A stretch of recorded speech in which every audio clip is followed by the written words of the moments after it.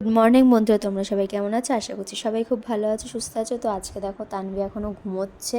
তো তানভি ঘুমাতে ঘুমাতে আমি ওর ব্রেকফাস্টটা সোজা করতে চলে গেলাম। তো ওর ব্রেকফাস্টটা আজকে আমি ওকে একটু খেজুরটা ভিজিয়ে রেখে গেলাম। তানভি ঘুমাতে ঘুমাতে খেজুরটা অনেকটাই নরম হয়ে যাবে। তো আজকে আমি ওকে ওটসের গুঁড়ো, চিড়ের গুঁড়ো আর মাখানের যে গুঁড়োটা আছে সেটাই খাওয়াবো। ওটা ড্রাই রোস্ট করে রেখেছিলাম, আমি ভিডিও শেয়ার করেছি, তোমরা দেখে নিতে পারো। তো তানভি দেখো এসে দেখি তানভি ঘুম থেকে উঠে গেছে, ওর বাবার আদর খাচ্ছিলো বসে বসে। তো আগে আমি তানভি উঠলোকে খালি পেটে একটু জল খাইনি বেশি করেই, তাহলে সারাদিন ওর কোনো প্রবলেম হবে না। আর যেহেতু গরম পড়েছে জল বারবার খাওয়ানো হচ্ছে। দিয়ে দেখো খেজুরটা আমি ভালো করে মেখে নিয়েছি হাত দিয়ে, তারপরে জল দিয়ে দিলাম, তার মধ্যে ওটসের গুঁড়োটা দিয়ে ভালো করে ফুটিয়ে নেবো, তারপরে কলাটা মেশাবো। তানভিকে কিন্তু আমি কাঁঠালি কলাই খাওয়াই, অন্য কোনো কলা দিই না। আর একটা কাঁঠালি কলা গোটা খাওয়াই না এখন, যেহেতু ওর 8 মাস বয়স, ওই জন্য ওকে আমি হাফ কলা দিই। তো খাবারের সাথে যখন আমি কলাটা দিয়ে দিই, যেমন আজকে ব্রেকফাস্টে আমি ওকে কলাটা দিয়ে দিচ্ছি, তো আমি ওকে আর কলা খাওয়াবো না দিনের বেলা। যখন আমি ওকে ব্রেকফাস্টে কলা না দিই তখন কিন্তু আমি ওকে দিনের বেলা দিই, মানে একটা করে ফল আমি ওকে রোজই দিই। তো আজকে আমি ওকে লেবুর রস খাইয়ে দেবো। তো এই যে হাফ কলা আমি ভালো করে একটু ম্যাশ করে নিলাম কাঁটা চামচে, কারণ ভেতরে দানা থাকতে পারে, তানভির গলায় আটকে যেতে পারে।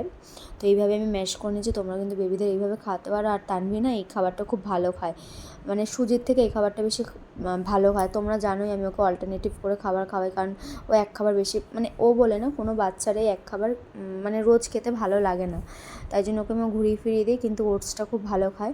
আর আমার একটা প্রবলেম হচ্ছে, তানভিকে আমি কখনো ঘরে বসে খাওয়াতে পারি না, ওকে আমার এই বাইরে নিয়ে এসে খাওয়াতে হয়। তোমরা ক্যামেরার সামনে সবসময় দেখায় আমি ওকে শুয়ে খাই, কিন্তু ক্যামেরার পেছনে এইটা হয়।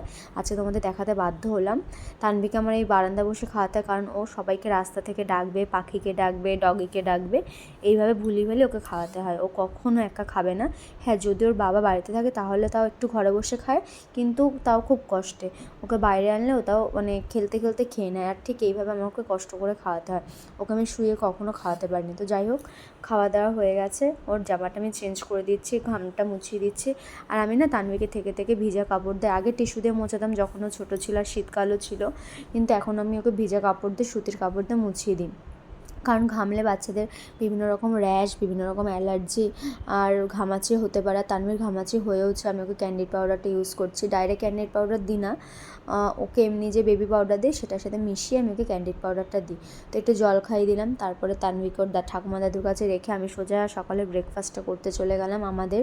এবং তানভীর দুপুরের খাবারটার সবজিটাও কেটে নেবো, দুটো একসাথে করে নিই, কারণ তানভী কখন কি মুড হয় বলা যায় না। ওই জন্য আমি যতটা ফাঁকা পাই আমি কাজ সেরে নেওয়ার চেষ্টা করি। তো তানভীর সবজিটা আমি কেটে নিলাম। আর তানভীকে আজকে খাবো মিষ্টি আলু, গাজর আর বরবটি। আজকে এমনি আলুটা আর দিচ্ছি না, অন্য সবজিও দিচ্ছি না। তো এইভাবেই ওকে খাইয়ে দেবো। তো এইদিকে শাশুড়ি সকাল সকাল মাংসটা ধুয়ে দিয়েছে, আমি মাংসটা ম্যারিনেট করে রেখে দেবো, তাহলে দুপুরবেলা রান্না করলে তাড়াতাড়িও হয়ে যাবে আর মাংসটার মধ্যে মশলাটাও ঢুকবে। আর শাশুড়িরা যেহেতু মুরগি মাংস খায় না, শাশুড়ি আর শ্বশুর, তাই ওদের জন্য চিংড়ি মাছ এনেছিল। তো ওনাদের চিংড়ি মাছটা আমি নুন হলুদ মাখিয়ে দিলাম। এদিকে আমি সকালে ব্রেকফাস্টে আমাদের জন্য চিড়ের পোলাও করবো, আর তানভীর খিচুড়িটা একদিকে বসিয়ে দেবো, প্রেশারে সিটি মারবো।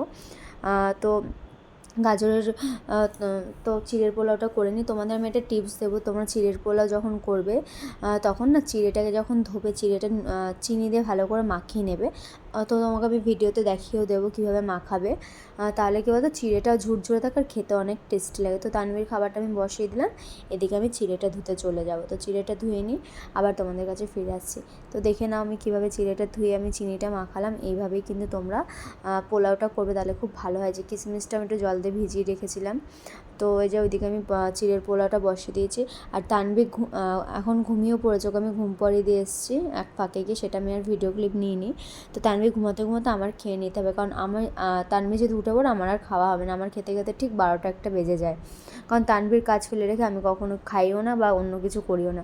তো আমার খেতে খেতে তানভী উঠে গেছে, ওর সাথে আগে একটু খেলে নিলাম, ওর মুডটা ফ্রেশ করে নিলাম, নাহলে ঘুম থেকে উঠে ও কিছু খেতে চায় না। তো ওকে আমি ঘুম থেকে যেহেতু 11:30টার মধ্যে উঠে গেছে, ওকে আমি লেবু রসটা খাইয়ে দেবো। 12টা বেজে গেলে কিন্তু আমি তানভীকে লেবু রস খাওয়াই না বা অন্য কোনো ফলও খাওয়াই না। তো তানভী লেবু রসটা খেতে ভালোইবাসে। এই দেখো এখন আমার তানভীকে ঠিক ডাইনিং প্যাসেজে বসে খাওয়াতে হচ্ছে, কেন এখানে ঠাম্মি রয়েছে, দাদু রয়েছে, এখানে বসে আমাকে খাওয়াতে হচ্ছে।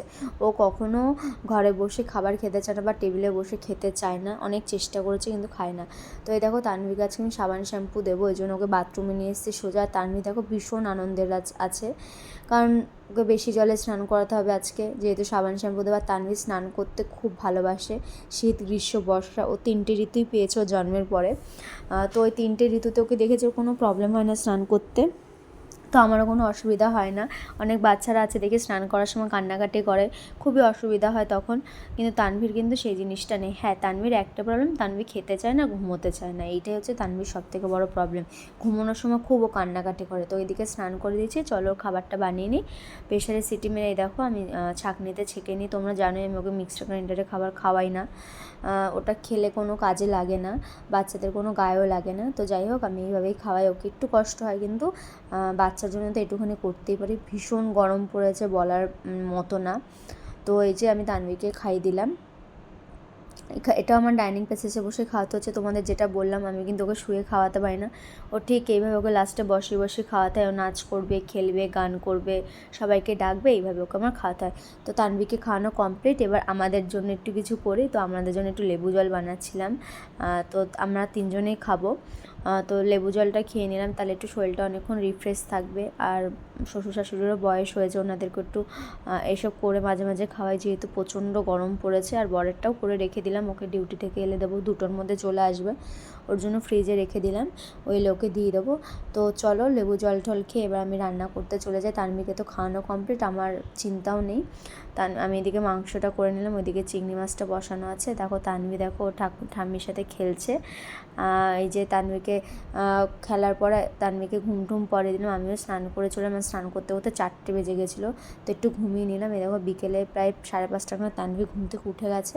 তো ওকে একটু রেডি করে বিকেলে জলখাই একটু ঠাম্মির সাথে ওকে ঘুরতে পাঠিয়েছি বাইরে, না ঘুরলে ওর খুব কষ্ট হয়। ও ঠিক 5:30টার মধ্যে উঠে পড়ে ঘুরবে বলে। তো এইদিকে আমি ওকে সকালে যে সন্ধেবেলা যে খাবারটা ওর বানাই সেটাই করছিলাম। তো আমি সন্ধেবেলা ওকে বাদামের গুঁড়ো মাখানা যেটা আছে সেটাই ওকে আমি গরম জলে ফুটিয়ে ফর্মুলা মিল্ক দিয়ে সন্ধেবেলা এটাই খাইয়ে দিই। ওটা আমি সকালে খাওয়াই না। এদিকে ওর বাবার সাথে খেলছিলো। দেখো সন্ধেবেলা খাওয়ানোর পর ওর জামাটা আমি চেঞ্জ করে দিলাম। তারপরে সোজা আমি রাত্রিবেলা চলে এসেছি, মানে মাঝখানে ভিডিও ক্লিপ আমি নিতে পারিনি। রাত্রিবেলা ওকে যে ডাল চালের গুঁড়োটা আছে সেটাই গরম জলে ফুটিয়ে আমি খাইয়ে দিই। খাওয়ানোর পর আমি তানভীকে ঠিক 10:30টার মধ্যে খাইয়ে দিই, 10:30টা কি 11:45টার মধ্যে খাইয়ে দিই। খাওয়ানোর পর ওকে একটু বিকেলে মানে খেলতে দিই ঠাকুমা দাদুর সাথে, ততক্ষণ আমরা ডিনারটা সেরে নিই। তাহলে কি বলো, তোর খাবারটা হজম হয়ে যায়। যে ঘুমিয়ে পড়লাম। আজকের ভিডিওটা এখানেই শেষ করলাম। কেমন লাগলো অবশ্যই আমাকে কমেন্ট করে জানাও।